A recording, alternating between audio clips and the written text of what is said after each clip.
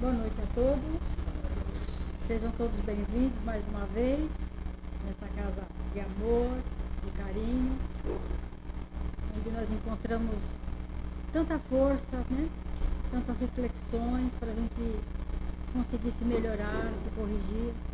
E nós queremos assim agradecer com muito carinho todo o amparo, todo o auxílio que estamos recebendo, para que a gente possa continuar as obras sociais da casa e também manter a nossa casa aberta, não é? Com as mensalidades que as pessoas ajudam, não tem um valor fixo, cada um ajuda com quanto pode, porque paga aluguel, luz, água e as despesas são grandes. Aqueles que colaboram com o enxoval, só gratidão, né? Graças a Deus a gente está conseguindo fazer um enxoval muito bem caprichado, muito bonitinho.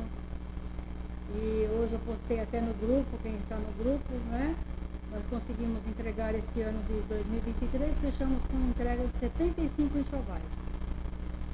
E já tem uma lista aí esperando para daqui para frente, né? Só que nós só entregamos no 7º mês. Então a gente vai cadastrando e vai esperando esse trabalho de acolhimento, de bem-vindo, né, aos bebês. E os irmãos em situação de rua que são assistidos e que também necessitam da colaboração de todos, e as cestas básicas. Então a obra é grande e os trabalhadores estão aí, prontos para trabalhar. E aqueles que puderem colaborar, com certeza só está sendo mais um trabalhador da casa, né? Indiretamente, mas sim. E a gente agradece toda a contribuição, né? Quem desejar fazer um curso, alguma coisa, é online, aos sábados. Pode estar procurando o Diego, se informar, se quiser estudar um pouquinho mais sobre a doutrina, não é? Conhecer um pouco mais essa doutrina maravilhosa, que abre um leque de conhecimentos diante de nós e nos ajuda muito no dia a dia, né? Então eu vou convidando a todos para que nós possamos relaxar em nossas cadeiras. E cada um relaxa seu corpo, suas pernas, seus braços. Vamos relaxando a nossa mente, o nosso coração, para que possamos usufruir da melhor maneira possível tudo aquilo que foi preparado com muita antecedência para todos nós. E nós sabemos que cada um vai receber aquilo que for merecido, aquilo que for melhor, mas ninguém será desamparado, porque o nosso Pai é misericordioso e não deixa os seus filhos sem uma resposta, mesmo que ela não seja a resposta que nós queremos. E com muito carinho, com muita gratidão, mais uma vez, Senhor Jesus, estamos aqui na sua casa de amor, nesse templo de luz, onde nós encontramos o amparo, o socorro, o auxílio, os esclarecimentos que tanto necessitamos para iluminar o nosso espírito ignorante, imperfeito, necessitado de muita luz. E é com muita gratidão que aqui estamos novamente, agradecendo a Deus, ao nosso Mestre amado Jesus, agradecendo a espiritualidade amiga, a Dr. Bezerra de Menezes, a equipe médica do Plano Maior, o benfeitor espiritual desta casa e todas as suas legiões de companheiros que preparam todo esse momento para nós. Cada trabalho desta casa são preparados antecipadamente na espiritualidade. E nós estamos aqui só para cumprir a nossa pequenina parte. Agradecer ao nosso anjo da guarda, nosso mentor amigo que nos trouxe até aqui, muitas vezes em resposta às nossas orações, nos mostrando qual é o caminho, para que a gente possa encontrar a paz e a tranquilidade, através dos estudos e de tudo aquilo que a doutrina espírita nos oferece, cumprindo assim aquilo que Jesus nos prometeu, que ele enviaria um Consolador. E a doutrina espírita é o Consolador prometido por Jesus. E é com muita gratidão, com muito amor, que pedimos licença, Pai, para iniciar o nosso encontro desta noite, essa assembleia maravilhosa, acolhendo com muito amor e carinho a nossa querida Eliana, que veio mais uma vez trazer seus conhecimentos, o seu carinho, o nosso companheiro que também vem engrandecer, enriquecer esse momento com suas músicas maravilhosas. E agradecidos que estamos Pedimos licença, Senhor, para iniciar mais esse momento de luz, mais esse banquete espiritual, dizendo: Senhor, fazei de cada um de nós um instrumento de vossa paz. Onde há ódio, Pai, que possamos semear o amor, perdão onde há injúria, fé onde haja dúvidas, esperança onde está o desespero, alegria onde houver tristezas, união onde houver discórdia, verdade onde houver erro, consolo onde houver a dor, luz onde houver as trevas. Ó Divino Mestre, fazei que procuremos mais consolar que sermos consolados, compreender que sermos compreendidos, amar que sermos amados. Pois é dando que recebemos, perdoando é que seremos perdoados, e é morrendo que viveremos para a verdadeira vida. Que assim seja, e assim será sempre. Graças a Deus. E vamos acolhendo com muito carinho e com muita gratidão a nossa querida Eliana para a sua reflexão dessa noite, e que ela seja envolvida em muita luz, muita proteção, para nos ofertar tudo aquilo que ela se preparou e se propôs a fazer com a bênção de Deus e de Jesus. Agora é você.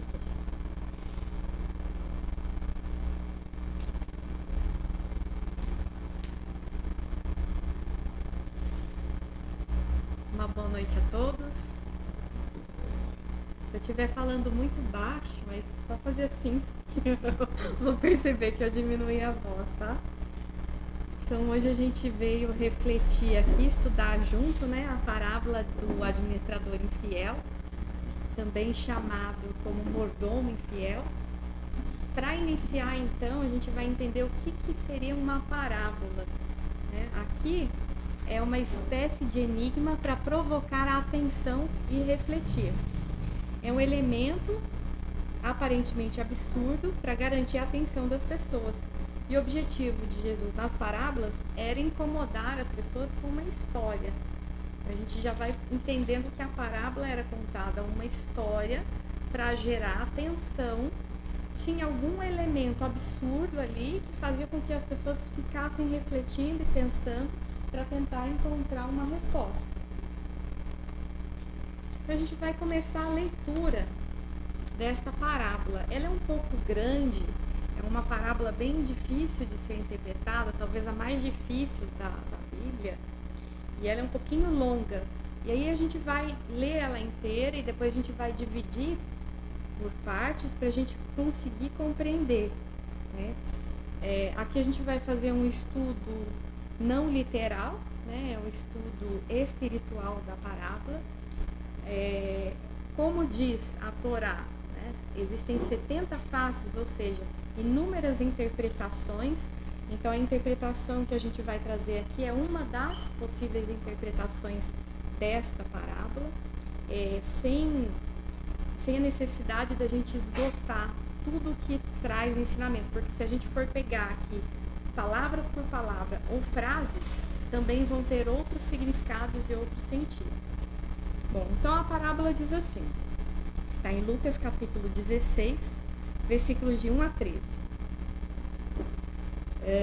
Dizia também aos discípulos, Jesus, havia certo homem rico que tinha um administrador, e este foi acusado perante ele de estar dissipando seus bens.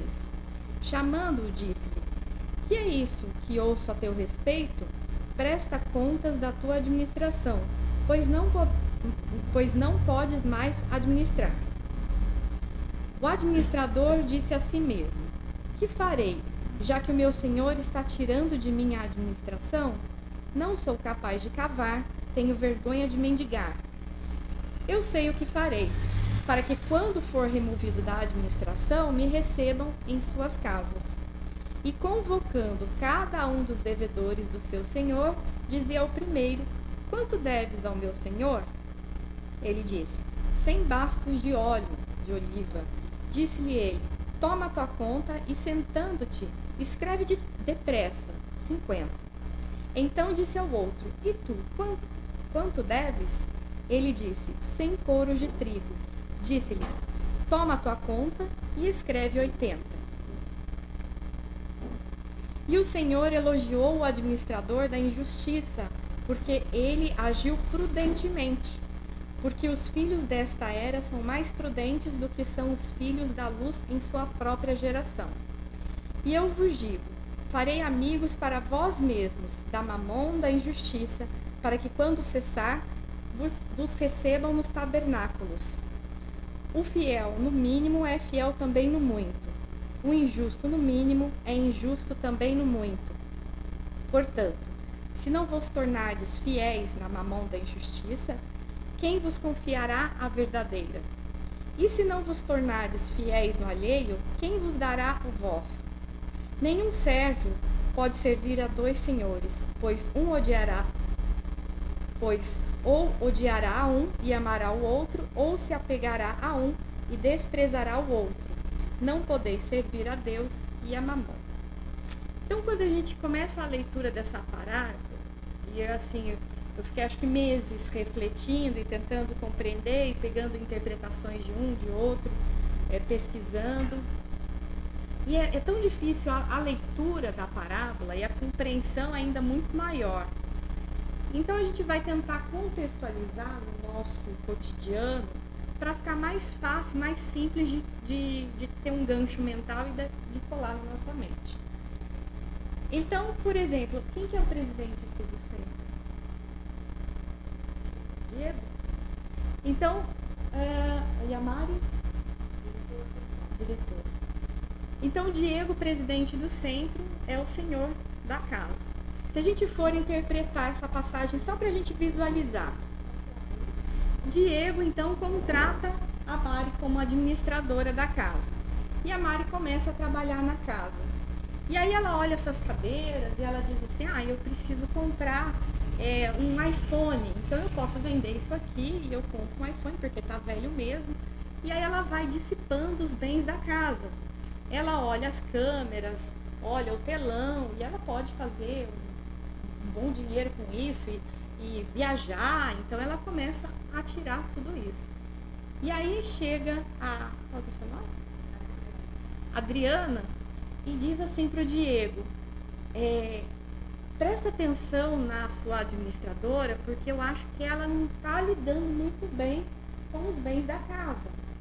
Então o Diego chega a Mari e diz o seguinte, eu ouvi dizer que você está dissipando os meus bens, presta conta da tua administração. E aí a Mari recebe a notícia e ela toma um choque. Só que nisso ela começa a refletir que realmente o que ela fez não estava certo. E ela muda. Só que o Diego era tão bonzinho que não demitiu. Mas ele iria demitir. Ele ia perder a administração. Mas ela continua trabalhando. E ela fala assim, o que eu vou fazer agora? Né? Saindo da administração do centro. Para que lugar eu vou? Eu não tenho para onde ir. Eu já sei o que eu vou fazer. Eu vou chamar aquele pessoal que comprou as roupinhas de bebê do centro, que o centro produz, e comprou e ficou devendo, que esse dinheiro seria revertido para outras obras da casa, e vou chamar todo mundo que está devendo aqui na instituição. E chama o pessoal que está devendo e fala o seguinte, escuta, quanto você está devendo? Eu estou devendo R$1.000 de roupinha. Daí ela fala assim, não, senta aqui e escreve 80. E aí ele vai, devendo R$800. Chama o outro, eu estou devendo R$500. Não, escreve aqui que você está devendo agora R$200 de roupinha. Nisso, o Diego chega, vê o que ela está fazendo e fala, não, muito bem, é isso mesmo que você tem que fazer. E aí a gente vendo essa parábola, só para contextualizar, parece que Jesus ali naquele momento estava exaltando uma administração corrupta. E a gente fica sem entender por que Jesus estava falando desta maneira. E aí é onde corre o risco da maioria das interpretações quando a gente toma ela ao pé da letra. Sem o Consolador prometido, sem o concurso das explicações espirituais que o Espiritismo vem trazer, a gente fica um pouco perdido na interpretação dessa parábola. E parece que Jesus está falando sobre um administrador corrupto. Mas a gente vai começar a ver aqui como que funciona, como que é a interpretação dessa parábola. Então aqui só pontuando, né? O Senhor contrata um administrador, esse administrador dissipa os bens, para a gente lembrar. O Senhor fica sabendo e pede para o administrador prestar contas dos seus erros. O administrador, ele não mente, ele aceita e presta contas. Então, esse é um ponto principal para a gente prestar atenção. Se ele está falando de corrupção, se ele está falando de uma administração que não é legal, como que essa pessoa, então, quando é colocada contra a parede, ela fala, não, tudo bem, eu não fiz uma administração correta. Porque geralmente quando alguém nos encosta contra a parede, a gente geralmente nega, fala, não fui eu. E aqui está um ponto para a gente já começar a questionar essa primeira interpretação que a gente fica da parábola. O administrador não é demitido na hora, continua trabalhando. Então, Leandro, se ela na sua administradora entra um administrador desse, é demitido na hora, né? Você não vai deixar ele dissipando todos os seus bens. Aqui nessa parábola a gente já começa a ficar confuso. Parece que a parábola começa a ficar esquisita, que parece que ela se contradiz. O administrador chama os clientes endividados e diminui as dívidas sem pedir e sem comunicar ao senhor. E o senhor, então, fica sabendo e elogia o administrador, o chamando de prudente. O senhor o incentiva a conquistar amigos com as riquezas das injustiças. Então a gente vai começar a refletir qual é o nosso papel dentro de toda essa parábola. E aí a gente vai utilizar aqui o livro Seara do Mestre, de Vinícius, no capítulo 18, onde a gente vai começar a interpretação espiritual. E vai entender aqui que o proprietário, então, da empresa é Deus, né, que é tido como o Senhor. A propriedade que ele vai falar aqui é o planeta Terra, onde nós habitamos. O mordomo infiel ou administrador infiel somos todos nós. E a nossa infidelidade, então, procede do fato de nos apossarmos dos bens que nos foram confiados para administrar. Vou passar aqui. Os devedores são os sofredores. Então, aqui a gente já começa a entender essa parábola. O que Jesus queria dizer, que era algo muito profundo e muito mais espiritual do que literal. Quando ele vai dizer aqui que a nossa infidelidade procede do fato de nos apossarmos dos bens que nos foram confiados, para que a gente entenda que a gente reencarna em um planeta que foi construído por Deus e ele nos dá para que a gente possa evoluir. Então ele nos empresta, é um empréstimo, né? Nós somos usufrutuários. Ele nos dá a veste carnal, que é a qual nós viemos. Ele nos dá, nos fornece todos os nossos parentes, as nossas mães, os nossos pais, os nossos amigos, a nossa situação financeira, os nossos empregos, todas as circunstâncias da vida, para que a gente possa ir evoluindo. E aí a gente começa a perceber que realmente todos nós estamos dentro dessa parábola e somos esses administradores infiéis, porque muito fizemos no passado, muito pecamos, né? Muito erramos, né? O pecado, a palavra pecado significa fugir da rota, e aí a gente está tentando esse caminho de rota para voltar à religação com Deus. Então a gente vai entendendo que o quanto nós precisamos ser gratos, porque a gente pensa que as coisas são nossas, a gente se apossa das coisas, das pessoas, dos seres, do planeta, e a gente acha que tudo isso é nosso. E muita gente, né, em muitos países entram em guerra, principalmente por acharem que têm direito e que são merecedores e que aquelas propriedades, aquelas situações, aqueles países são deles. Na verdade, nada é nosso, nem o nosso corpo. Da terra, nada é nosso. Não passamos de simples administradores, tanto assim que o dia da prestação de contas, a demissão, chega para todos nós. Lembra da prestação de contas? Que o administrador está lá e o Senhor pede para ele prestar suas contas? Aqui a gente vai interpretar como sendo essa hora da passagem, da morte, né? Do desencarne, onde a gente vai ter que prestar conta de tudo que viemos fazer aqui nesta reencarnação. E aí o que nós vamos falar nesse dia? O que a gente vai fazer? Como que a gente vai lembrar da nossa administração? O que a gente fez com o nosso corpo, com a nossa saúde, com os amigos que Deus nos confiou, com os nossos pais, as nossas mães, os nossos filhos? O que a gente vai fazer com as oportunidades de trabalho na seara do bem que Deus nos confiou? O que a gente vai fazer com o nosso emprego, com o nosso salário, com o nosso dinheiro, com a nossa vida, com o nosso passatempo, com o nosso tempo? Como que a gente está lidando e administrando tudo isso hoje, se a gente for lembrar da nossa vida? Será que a gente vai refletir muitas vezes em arrependimento, como esse administrador infiel fez, ouvir a palavra e mudar de atitude? Ou será que a gente só vai refletir e, como os filhos da luz, como aquele que já tem o conhecimento, mas não tem a condição ainda de mudança por não querer? Então esse é um momento de reflexão interior para a gente pensar o que nós estamos fazendo com a nossa vida, que nem o tempo é nosso. O tic-tac está batendo e a nossa vida está passando, e a qualquer momento nós seremos convidados, nós podemos ser convidados para a prestação de contas, e aí a nossa consciência vai pesar.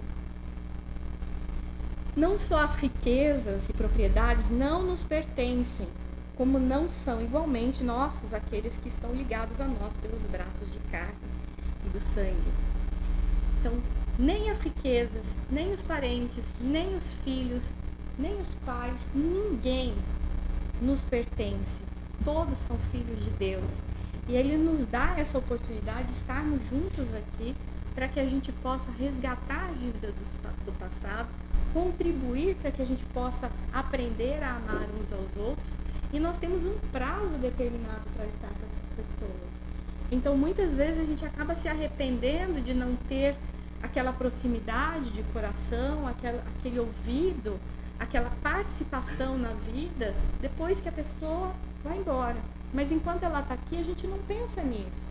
A gente não pensa em participar da vida do filho, de saber como ele está, os seus sentimentos, os pais com os filhos, os cônjuges, né? Quantos estão se perdendo através de redes sociais, de celular, em vez de conversar, de se conhecer, de contribuir com o crescimento pessoal de cada um e de evoluir junto, se vendo, né? Vendo um no outro e também olhando a si, aquilo que pode melhorar, aquilo que pode agregar e aquilo que pode crescer junto.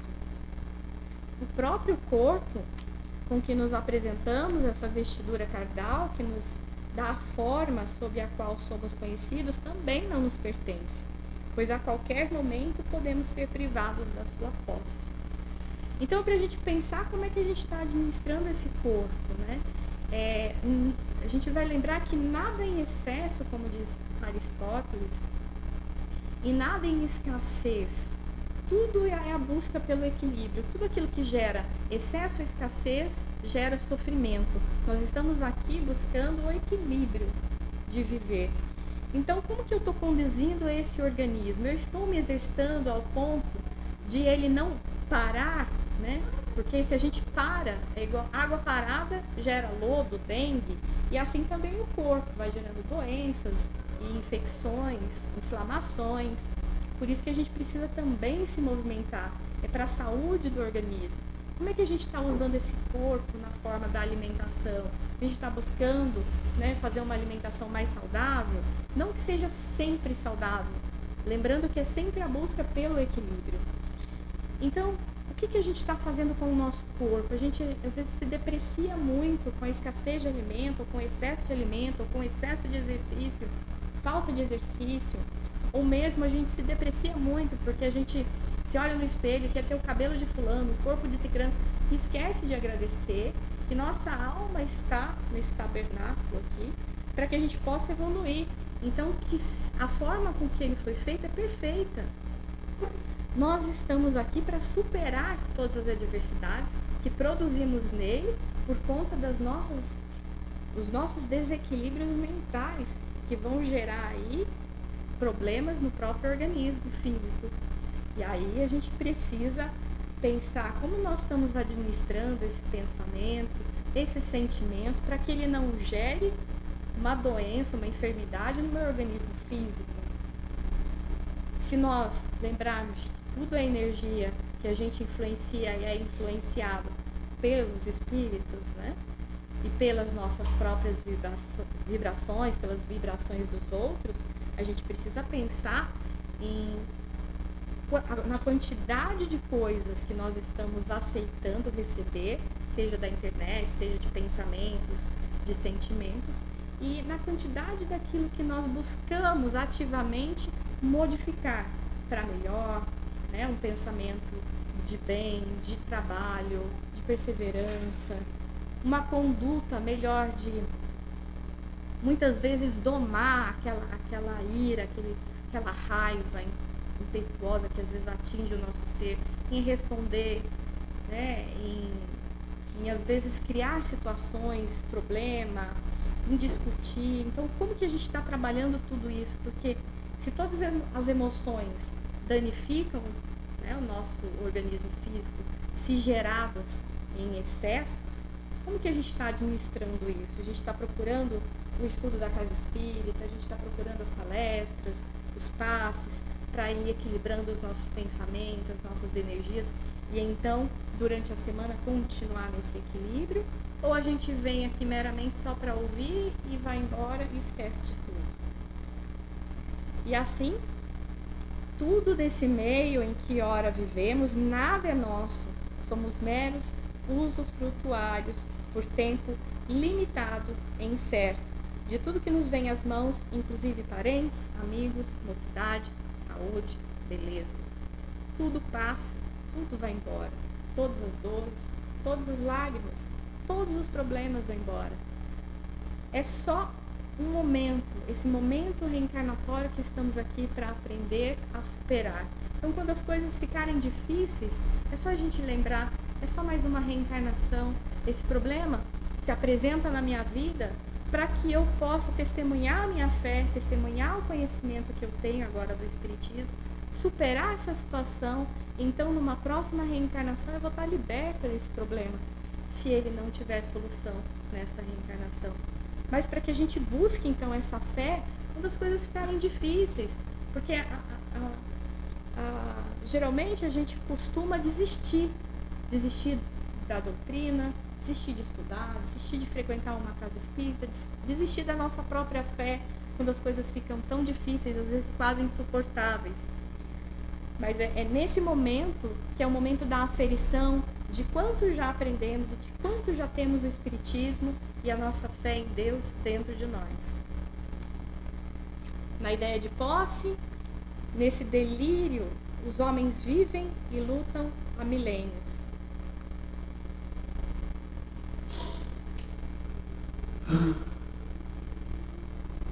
Imagine-se olhando para o vasto mar diante de você. Você se abaixa, põe a mão na água e faz um pouco de água até você. Imediatamente a água começa a escorrer pelos dedos até a mão estar vazia. Essa água é a vida do homem. Toda a semente da morte está sempre escorrendo por nossas mãos, até ser.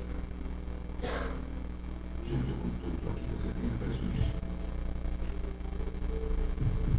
Porém, o reino de que falo está o próprio vivo. É como o resto da água do mar. O homem vive por aquele punhado de água que escorre pelos dedos.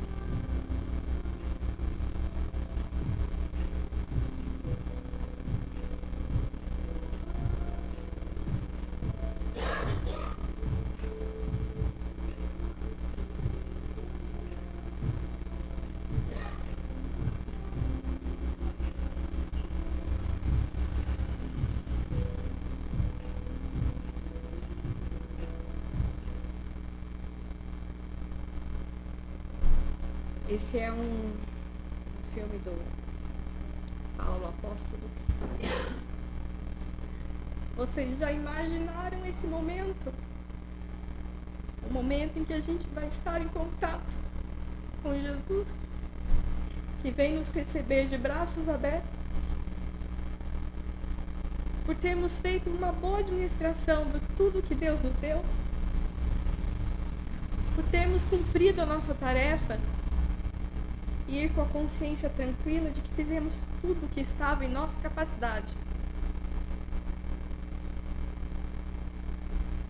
Então, os homens lutam por isso, esse mundo, essa água que escorre, esse tempo que está passando, com tudo que tem na materialidade. Mas o cristão, ele não vive para a matéria, ele vive para o plano espiritual, para a espiritualidade, para a vida eterna. Nós estamos aqui porque nós precisamos evoluir e a gente precisa se educar.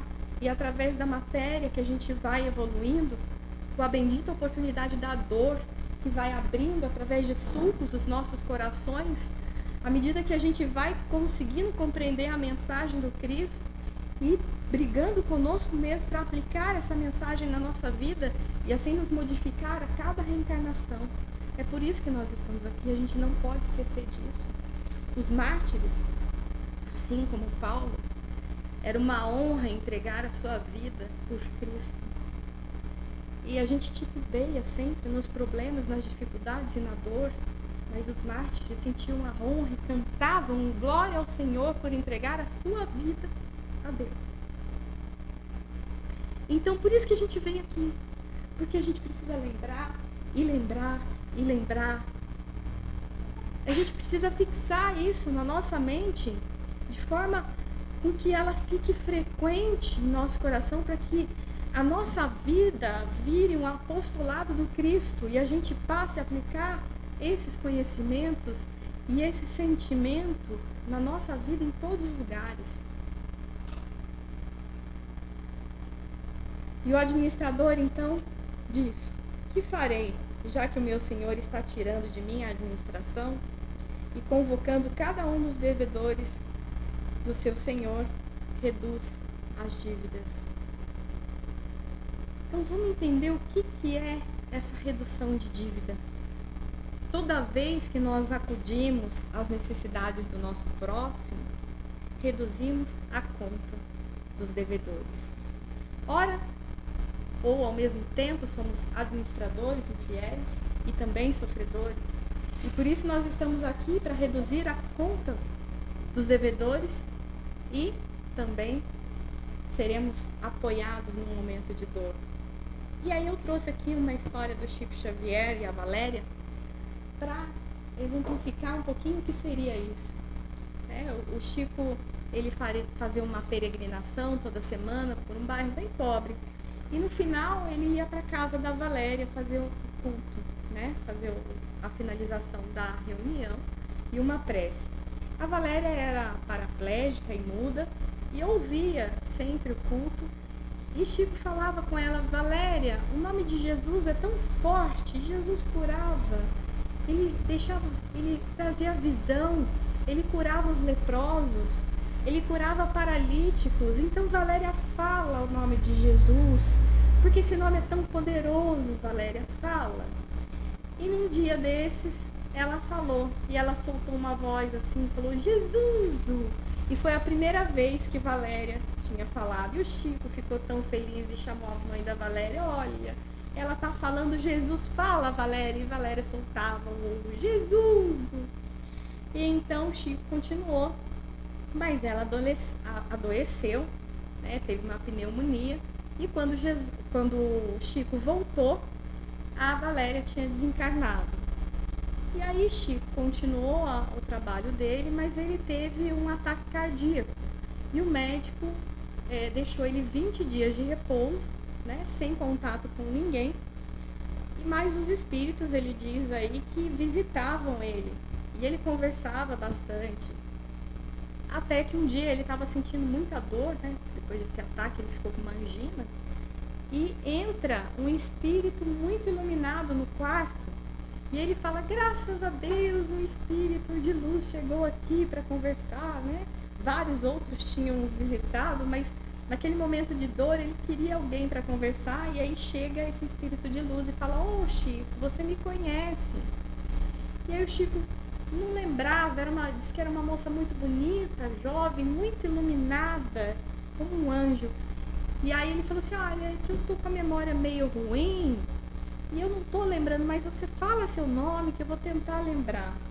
E aí Valéria diz assim, Chico, eu não vou falar meu nome, eu vou falar só uma palavra e você vai se lembrar de mim. Jesus! E Chico lembrou, Valéria, que linda, como você está linda, como você está. E aí Valéria coloca a mão no peito do Chico e imediatamente sana a dor que ele tinha. Ele falou, graças a Deus. Então, é isso que a gente veio fazer no mundo. É acolher e ser acolhido. É por isso que nós estamos aqui. Para então reduzir as dívidas. Ele foi reduzindo, né, aquela dor de estar acamada na situação dela, com as orações, com a prece, levando esperança. E quando ele precisou, aquele coração amigo que ele tinha granjeado para a eternidade estava ali para acolhê-lo. E assim é conosco, né? Eu me lembro ano passado, não faz muito tempo, que eu vim fazer uma palestra, mas eu estava com muita dor, uma dor muito forte na barriga, né? De um problema de uma inflamação, e já tinha tomado remédio, nada funcionava. E aí eu pedi para que os amigos espirituais me auxiliassem a fazer essa palestra. E logo que eu terminei, a Mara me deu um passe e foi instantâneo.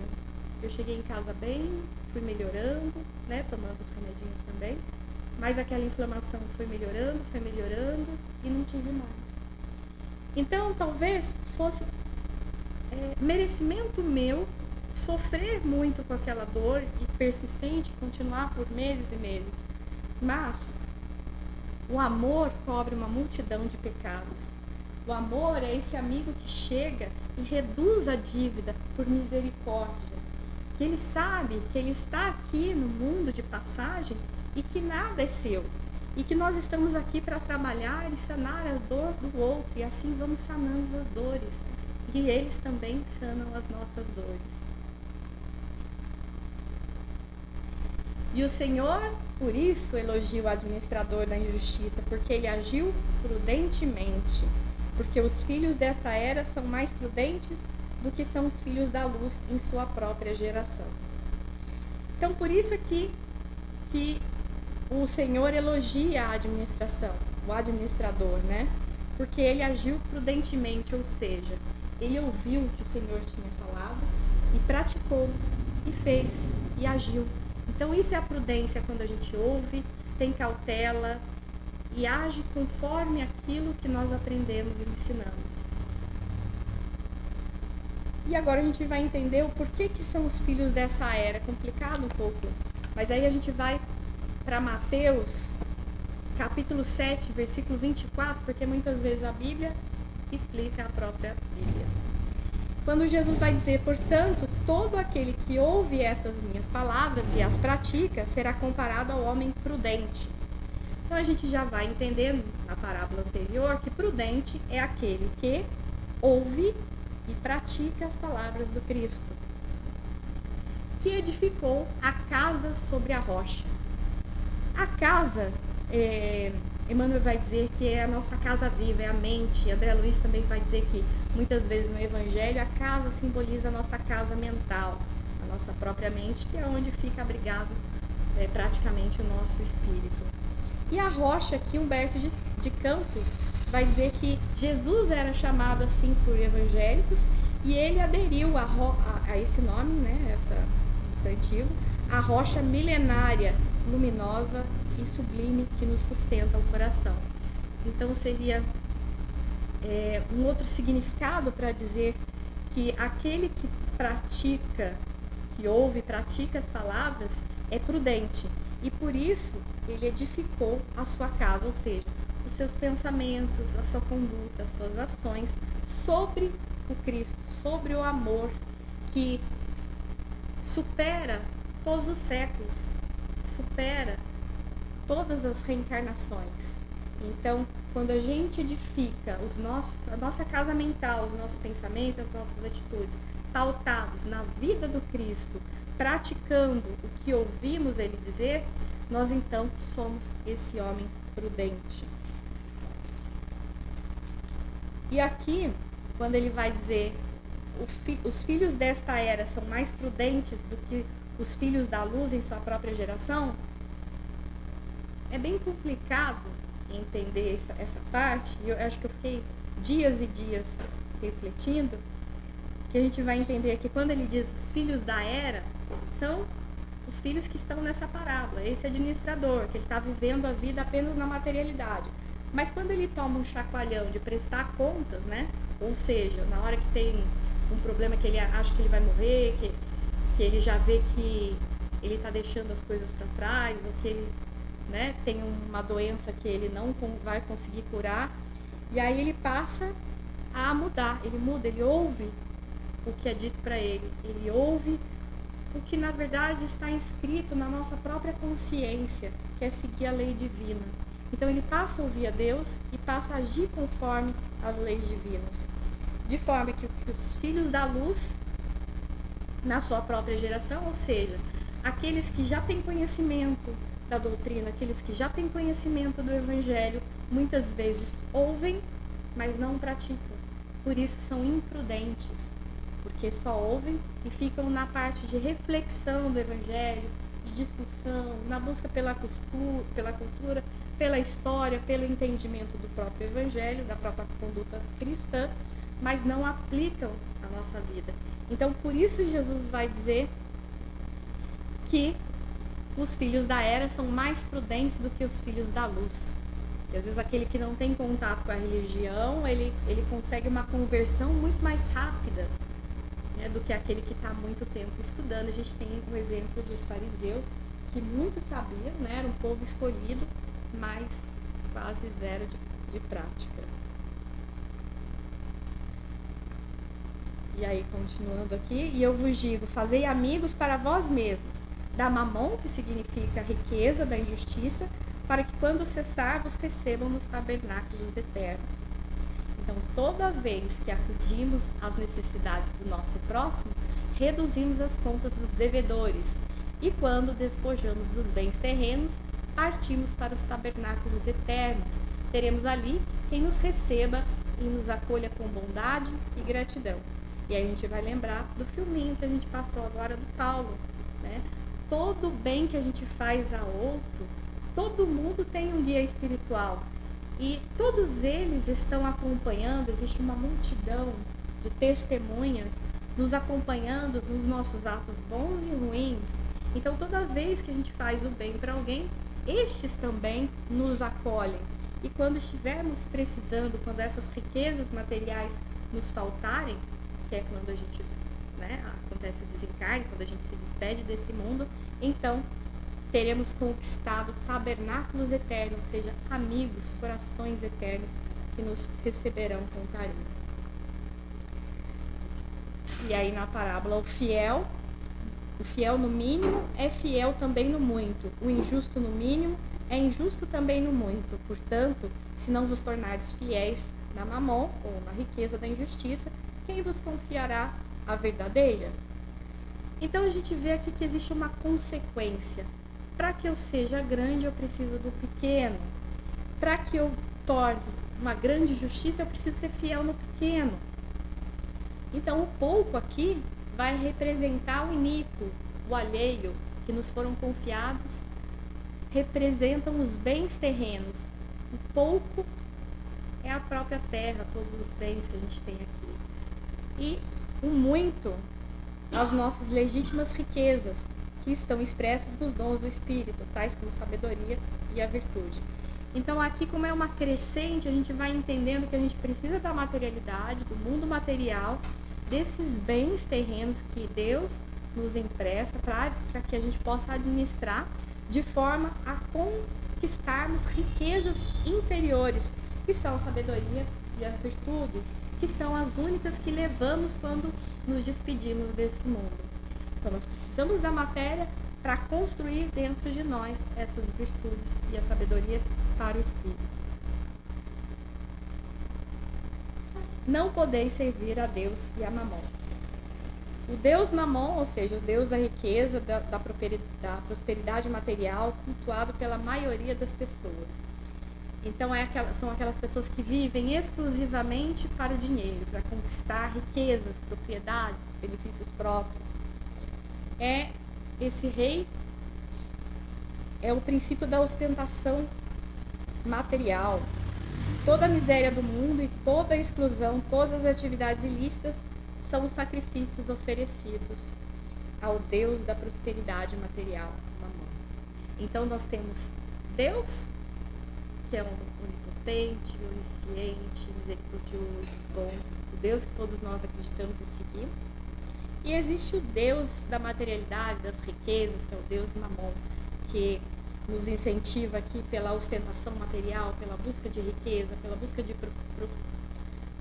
de propriedades, né? Prosperidades, pela busca de conforto. E aí a gente às vezes começa a se exceder e querer buscar cada vez mais dinheiro, mais propriedade.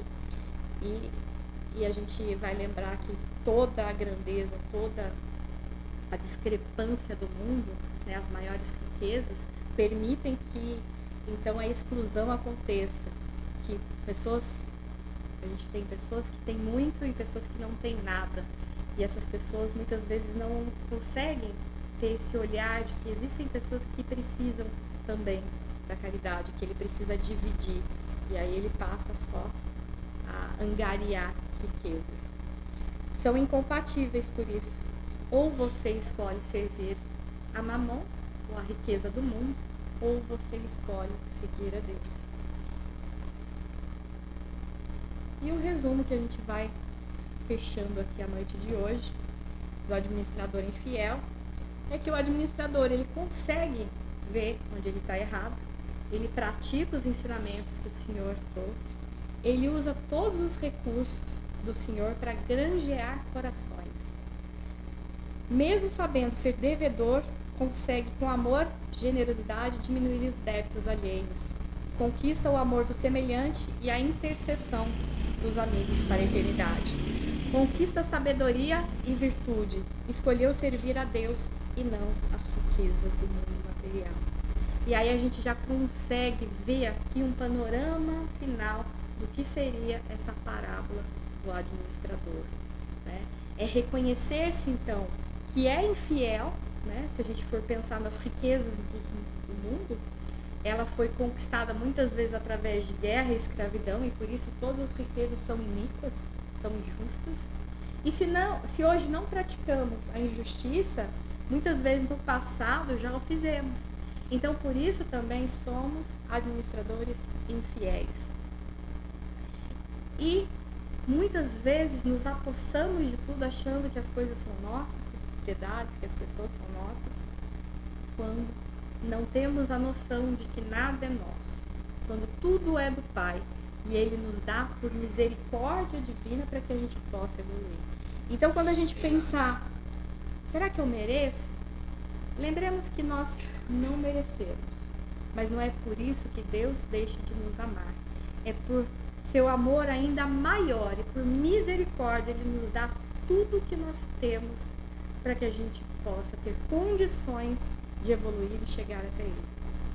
Esse amor incondicional, se a gente for refletir em todo o nosso percurso de vida, será que a gente passa a agradecer? Será que a gente tem esse movimento de sentimento de gratidão por estarmos onde estamos, pelo corpo que temos, pelos amigos que angariamos, pela família que temos? O quanto será que nós praticamos essa gratidão no dia a dia? Pelo alimento que nos chega à mesa. Será que a gente agradece todos os dias? Alguém consegue constituir os elementos químicos de uma água agora? Mas como temos sede, Deus produz em abundância para todos nós. Isso é prosperidade. E o mundo material fica tentando incutir na nossa mente que a prosperidade é ter riqueza, quando a riqueza que nós devemos ter é granjear amigos. Essa é a riqueza.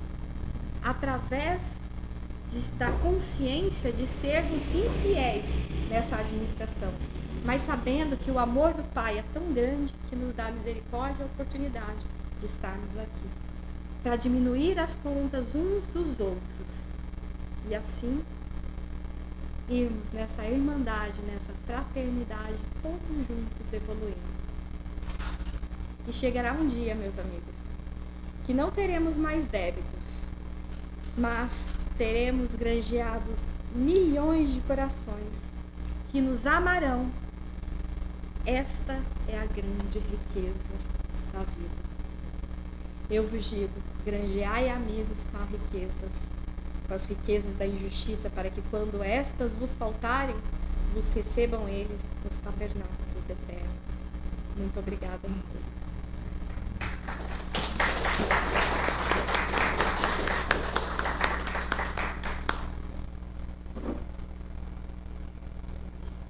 Meus queridos irmãos, vamos fechar os olhos, mantendo assim o pensamento elevado, o pensamento em Jesus.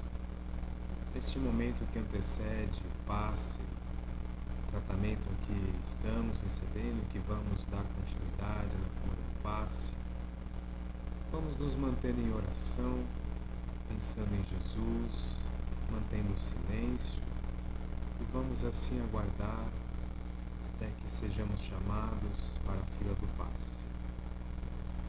Agradecendo aqui a palestrante desta noite pelas reflexões.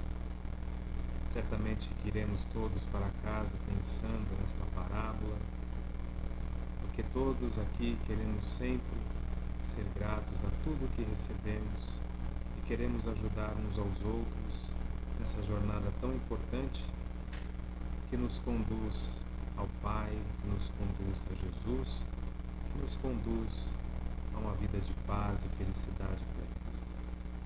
E vamos neste momento fazer a prece que o nosso Mestre nos ensinou. Pai nosso que estais nos céus, santificado seja o vosso nome, venha a nós o vosso reino, seja feita a vossa vontade, assim na terra como nos céus. O pão nosso de cada dia nos dai hoje, perdoai as nossas dívidas, assim como nós perdoamos aos nossos devedores. E não nos deixeis cair em tentação, mas livrai-nos de todo o mal. Assim seja, graças a Deus.